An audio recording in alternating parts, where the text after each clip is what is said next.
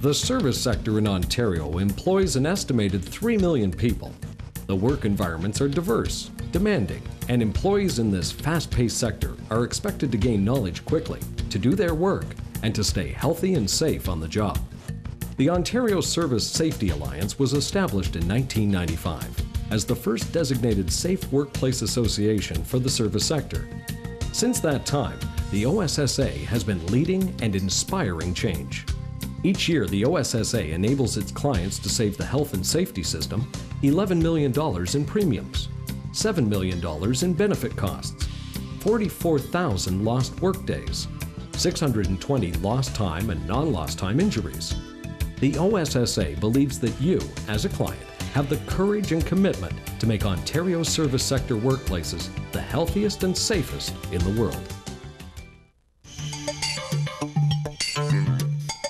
A fundamental tool in the prevention of injuries and illness is Whmis, the Workplace Hazardous Materials Information System. As part of your job, you may handle hazardous materials, and it's important that you do so in a healthy and safe way. These materials can exist as solids, liquids, vapors, germs, or viruses. This plumber is using an unlabeled pink liquid to clean a drain in a public washroom. Slipping away for just a few minutes was enough time for a customer to use the bathroom and assume that the harmless-looking pink liquid was soap. The results? Serious burns to her hands and face. Proper Whmis labeling would have prevented this situation from happening. The Workplace Hazardous Materials Information System protects the health and safety of workers and employers through better understanding of chemicals, their hazardous qualities, and their proper use, storage, and disposal. There are 3 key components to Whmis. Employee training, designed to teach you about hazardous materials you may come in contact with on the job, as well as how to deal with and prevent hazardous situations. Product warning labels that include Whmis symbols and other important information about specific hazardous materials, and material safety data sheets that offer more detailed information on hazardous materials as well as preventative and first aid measures. As the foundation of Whmis, these essential components make sure that every workday is healthy, productive, and safe.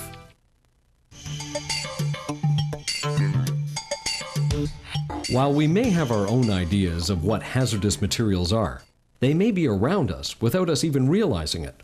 A hazardous material can enter the body through a number of ways. You can breathe it, eat it, or drink it. You can absorb it through your skin. You can transfer it from your hand to your mouth or eyes. You can be stuck by a needle or other sharp object that breaks through your skin, or you can be struck by an explosion or severely burned.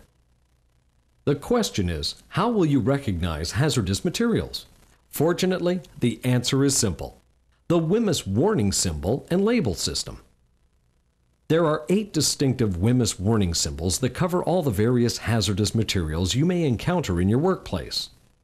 Class A: compressed gas containers can explode and take off like rockets. Class B: flammable and combustible materials can burst into flames suddenly. Class C: oxidizing materials can cause fires to get bigger and hotter. Class D1: poisonous and infectious materials can cause immediate and serious poisoning. Class D2 are other toxic materials and can cause slow poisoning and long-term illness. Class D3 are biohazardous infectious materials. Although these materials aren't usually supplied to your sector, you may come across these in your workplace. Class E are corrosive materials that can seriously harm your eyes or burn your skin. Class F represent dangerously reactive material that can explode from vibration, shock, or sudden temperature change. These symbols are your personal warning system. Taking a closer look when you see one of these symbols in the workplace is taking a big step to ensuring the health and safety of both yourself and those around you. One place you are likely to see these symbols are on Whmis hazardous materials supplier labels. These labels offer a short summary of all the information you need to know about the products you come in contact with, some of them day in and day out. This information includes the product name or product identifier, the Whmis hazard symbol that indicates the product's classification, Risk phrases that explain the risk or hazards involved in using the chemical. Precautionary measures to use or handle the product. First aid measures that explain what to do if there is an injury. Supplier identifier of the company that supplied the chemical. And the Material Safety Data Sheet, or MSDS statement, indicating that an MSDS is available with more information about the chemical. More about that in a few moments. Another kind of label that many of us are likely to come in contact with on a daily basis are workplace labels. These are labels, usually handwritten on smaller containers that contain chemicals that have been moved from their larger original containers for convenience. Even the smallest containers need to be labeled to keep you healthy and safe in your workplace. These containers need to have 3 key pieces of information: the product name, safe handling information that explains how to use or handle the product, and an MSDS statement. They may also contain Whmis symbols. One final note on symbols concerns consumer warning label symbols. You've seen these on products you've purchased at the hardware and even grocery store. While not Whmis symbols, you may come in contact with them in the workplace and at home, so pause and understand their meaning if you see them on a product you are using. Now, as mentioned, those MSDS statements on the labels refer to Material Safety Data Sheets. These sheets contain detailed information about the hazardous chemicals in your workplace, including product information with supplier and manufacturer contact information and a description of product use. Hazardous ingredients that clearly identify the various hazardous chemicals and their toxicity, the degree that they are poisonous or harmful. Preventative measures explaining how to protect ourselves from harm, including proper transport, storage, use, and disposal of a product. Physical data that identifies the physical properties of a chemical. Toxicological properties, detailing how a harmful product enters the body, as well as its short and long-term health effects. First aid measures that detail correct evacuation and immediate treatment.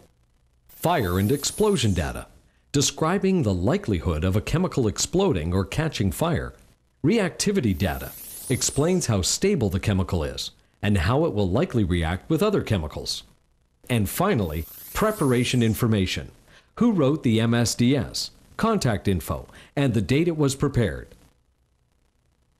It's worthwhile familiarizing yourself with the MSDS associated with the chemicals that you work with and to know where they are located in your workplace, preferably near to where the chemicals are used. Having a good understanding of Whmis warning symbols, hazardous materials supplier labels, workplace labels, and material safety data sheets is a big step towards ensuring that every day is a safe day in your work environment. Clearly understanding hazardous chemicals is the first step towards a healthier and safer work environment. The second step is taking a preventative approach to injury and illness. This is achieved in 2 fundamental ways. Using personal protective equipment, or PPE. Wearing the correct PPE as prescribed by your employer or recommended in an MSDS is not to be taken lightly.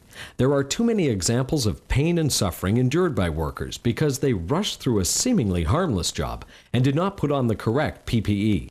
You must wear the proper PPE, and your employer must supply you with it before you can approach any task involving hazardous materials.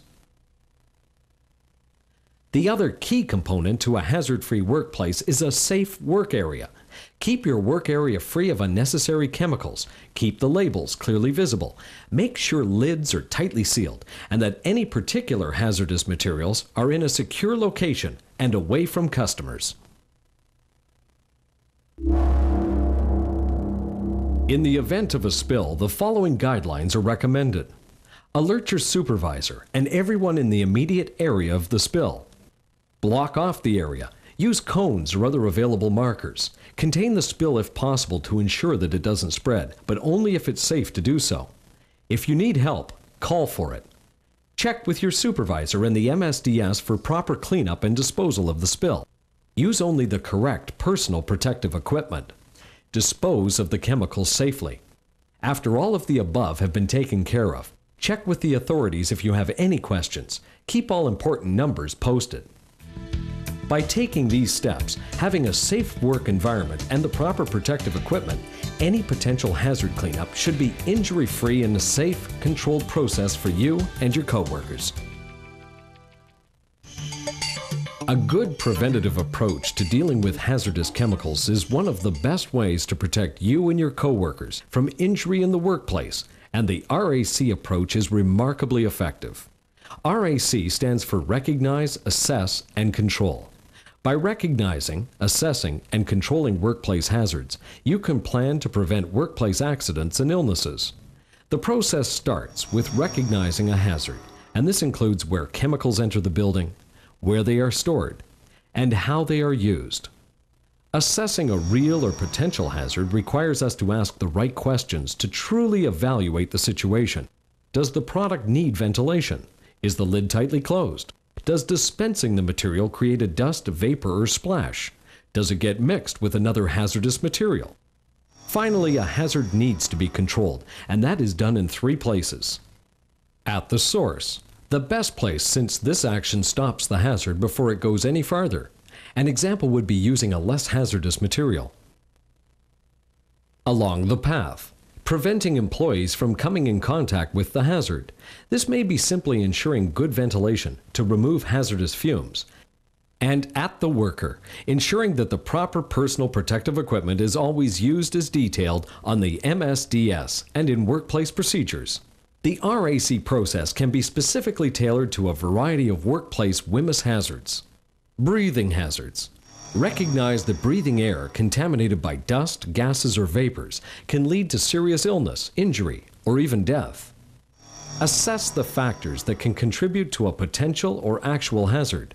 These could emanate from a poorly stored container, lack of ventilation, or dangerous dust or spray. Control these breathing hazards by using less hazardous materials, ensuring proper ventilation is in use, and that correct personal protective equipment is being used.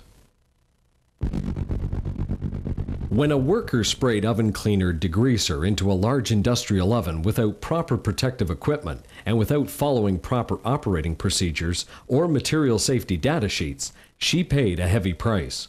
Overspray escaped the oven, and she inhaled it as well as getting it in her eyes. As a result, she developed an acute case of occupational asthma, a breathing disorder. Fire and explosion hazards. Recognize the hazardous materials that can burst into flames or explode in your workplace. Assess whether a volatile material is being used near an ignition source and in accordance with its Whmis label. Control hazardous situations by taking the correct actions, understanding the correct use of equipment, treating potentially dangerous equipment with care, and always wear the proper protective equipment when cleanups are required. A young worker created a dangerous situation when he stored a spare propane tank below the hot grill of a portable hot dog vending cart. The tank overheated and released propane caught fire, causing serious burns. Poisonous, corrosive, or infectious hazards. Recognize the warning signs of materials that can poison or burn you, or damage your skin or eyes on contact. Assess both the hygiene facilities and procedures available to staff, as well as the condition of the containers holding corrosive materials. Control every factor in the process. Read the hazardous materials labels. Make sure good ventilation is available. Have easy access to poison control center numbers. Make sure your equipment is functioning properly. Wear proper personal protective equipment.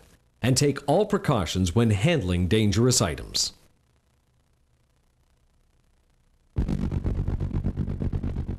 A bus person wiped tables with a poorly labeled spray bottle for weeks. They ignored skin problems until their skin cracked and an infection developed. When they finally went to the doctor, they were diagnosed